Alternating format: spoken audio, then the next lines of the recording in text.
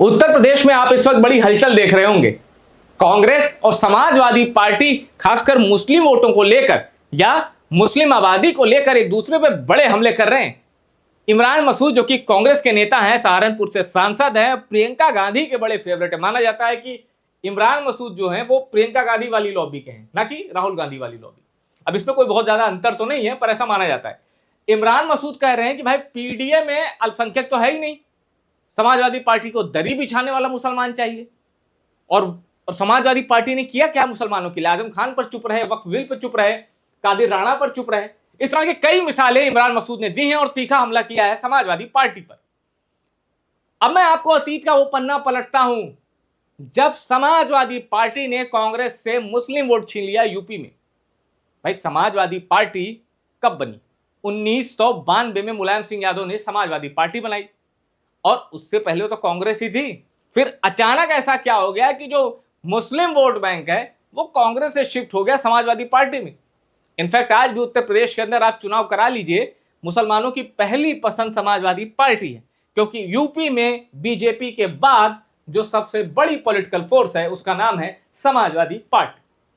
तो शुरुआत करते हैं उस कहानी से जब कांग्रेस की एक गलती से मुलायम सिंह यादव कह लीजिए कि अल्पसंख्यकों के फेवरेट हो गए। अब वो गलती क्या थी? ये बात है 1989 के उत्तर प्रदेश के विधानसभा चुनाव की। तब समाजवादी पार्टी नहीं थी, बीजेपी थी, कांग्रेस थी और इसके अलावा जो बाकी बड़े नेता हैं वो जनता दल से चुनाव लड़ते थे, जनता दल। अब आपको पूरी कहानी समझने के लिए 1989 के उत्तर प्रदेश विधानसभा चुनाव को समझना होगा, उसके नतीजों को समझना होगा। और तब उत्तराखंड उत्तर प्रदेश का ही हिस्सा था। यह देखिए, अभी तो 403 सीटें हैं, उस वक्त उत्तर प्रदेश में होती थी 425 सीटें। और उसके बाद क्या हुआ है? 425 सीटों में जब ये चुनाव होते हैं तो बहुमत के लिए कितनी चाहिए? ध्यान दीजिएगा, बहुमत के लिए चाहिए 213। अब होता क्या है? जनता दल चुनाव लड़ती है, जनता दल को मिलते हैं 208 सीटें, यानी बहुमत से कम। कांग्रेस को पिछले चुनाव से 175 सीटों का नुकसान होता है और कांग्रेस को 94 सीटें मिलती हैं। बीजेपी को पिछले चुनाव से 41 सीटें ज्यादा मिलती हैं और बीजेपी को मिलती हैं 57 सीटें। अब यहां तो आपको दिख रहा है जनता दल भाई बहुमत से कुछ ही नीचे है, लेकिन ऐसा नहीं था। ऐसा इसलिए क्योंकि ये जो जनता दल आप देख रहे हैं, जब ये चुनाव जनता दल ने जीत लिया और ये हुआ भाई सरकार तो हमारी ही बननी है, तब विश्वनाथ प्रताप सिंह जो कि उस वक्त 1989 में भारत के प्रधानमंत्री बन चुके थे और जनता दल को लीड कर रहे थे, विश्वनाथ प्रताप सिंह ने कहा कि मुख्यमंत्री तो बनेंगे अजीत सिंह। अजीत सिंह कौन? चौधरी चरण सिंह के बेटे। 1987 में चौधरी चरण सिंह का निधन हो गया और 1989 में यह चुनाव हो गया। जो प्रधानमंत्री थे वीपी सिंह, उन्होंने कहा भैया चरण सिंह के बेटे अजीत सिंह बनेंगे यूपी के मुख्यमंत्री और मुलायम सिंह बनेंगे डिप्टी सीएम यूपी के। और मुलायम सिंह यादव को यह बात पसंद नहीं आई, उन्होंने सीएम पद के लिए ताल ठोकी। लेकिन मुलायम सिंह यादव को एक आदमी ऐसा चाहिए था जो अगर मुलायम सिंह यादव के पक्ष में खड़ा हो जाए तो माहौल बदल जाए। उस शख्स का नाम था चंद्रशेखर, जो कि वीपी सिंह के बाद प्रधानमंत्री भी बने। तो चंद्रशेखर ने साथ दे दिया मुलायम सिंह यादव का। मुलायम सिंह यादव ने मास्टरी वाला दाव खेला और अजीत सिंह के खेमे से ही विधायक तोड़ लिए, अपने पक्ष में कर लिए, क्योंकि वोटिंग हुई थी फिर कि भाई सीएम कौन बनेगा। तो इस तरह 1989 में मुलायम सिंह यादव उत्तर प्रदेश के मुख्यमंत्री बन जाते हैं। अब इसके बाद क्या होता है? कुछ ही महीनों बाद कांग्रेस क्या करती है? चूंकि कांग्रेस चंद्रशेखर को बाहर से समर्थन दे रही थी केंद्र में, जब विश्वनाथ प्रताप सिंह के बाद कांग्रेस के समर्थन से चंद्रशेखर देश के प्रधानमंत्री बने, तो उस दौर में इस सरकार को भी कांग्रेस का बाहर से समर्थन था। अब कांग्रेस चूंकि चंद्रशेखर के जरिए, चंद्रशेखर के सहारे मुलायम सिंह यादव को उत्तर प्रदेश में समर्थन दे रही थी, और जब केंद्र में क्या हुआ, चंद्रशेखर उनसे कांग्रेस समर्थन वापस ले लेती है, तो जाहिर सी बात है यूपी में भी कांग्रेस क्यों समर्थन वापस लेगी। कांग्रेस के उत्तर प्रदेश में समर्थन वापस लेने का मतलब था सरकार का गिर जाना और उत्तर प्रदेश में राष्ट्रपति शासन का लग जाना। कांग्रेस यही चाहती थी कम से कम 6 महीना राष्ट्रपति शासन लगा रहे, ताकि हमें थोड़ी तैयारियों के लिए वक्त मिले। तुरंत कांग्रेस चुनाव नहीं चाहती थी तुरंत, लेकिन मुलायम सिंह यादव को पता चल गया कि कांग्रेस का प्लान क्या है।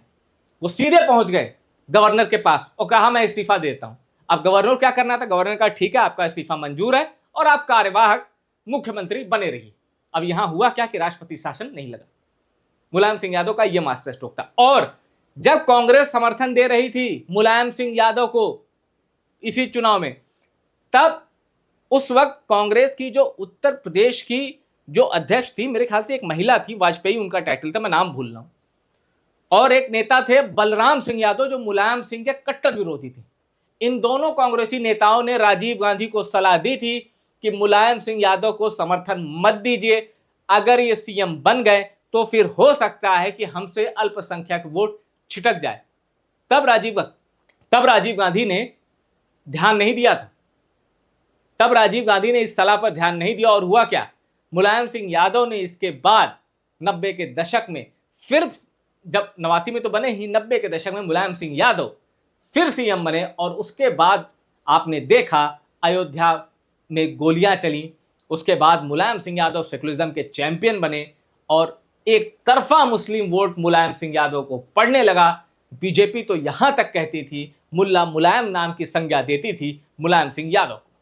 और मुलायम सिंह यादव जब तक रहे, मुस्लिम वोट समाजवादी पार्टी की झोली में गिरता रहा। और आज भी उत्तर प्रदेश में मुसलमानों की पहली पसंद समाजवादी पार्टी बनी हुई है। तो ये अतीत का वो पन्ना था जो आपके लिए जानना जरूरी था कि आखिर ये हो कैसे गया कि मुलायम सिंह यादव कांग्रेस से उसका वोट बैंक छीन के ले गए। हालांकि मुलायम सिंह यादव की एक कही बात बड़ी पसंद है कि कांग्रेस को कभी अपना घर मत दिखाओ, वो आपका वोट ले जाएगी। इसका मतलब है कि कांग्रेस से ज्यादा मित्रता मत करो, कांग्रेस आपका वोट बैंक झटक लेगी। अब कौन किस पर भारी है, फिलहाल के लिए 2027 विधानसभा चुनाव पर सबकी नजर है, क्योंकि इमरान मसूद जिस तरह समाजवादी पार्टी पे हमला कर रहे हैं, समाजवादी पार्टी चुप नहीं बैठने वाली। देखते हैं कौन झुकता है, क्या डील होती है 2027 में। और तब तक ये जो आरोप प्रत्यारोप की राजनीति, वो भी इंडिया ब्लॉक के अंदर, ये बीजेपी को बड़ा मजा दे रही है। कर ही लड़ो तुम लोग आपस में। और अगर ये दोनों अलग अलग लड़ गए, समाजवादी पार्टी कांग्रेस, तो बीजेपी के लिए कुछ है ही नहीं, बिना तैयारी के भी उतरेंगे तो बाजी मार जाएंगे, ऐसा माना जा रहा है। टॉप सीक्रेट की इस रिपोर्ट को शेयर करिएगा और टॉप सीक्रेट को सब्सक्राइब जरूर करिएगा। और साथ ही यह बताइएगा कि अगर 2027 के उत्तर प्रदेश विधानसभा चुनाव में समाजवादी पार्टी और कांग्रेस अलग अलग चुनाव लड़ते हैं, तो क्या बीजेपी की सरकार बन जाएगी, कोई दिक्कत नहीं होगी, या फिर परिवर्तन होगा? अपनी राय कमेंट करके हमें बताइए।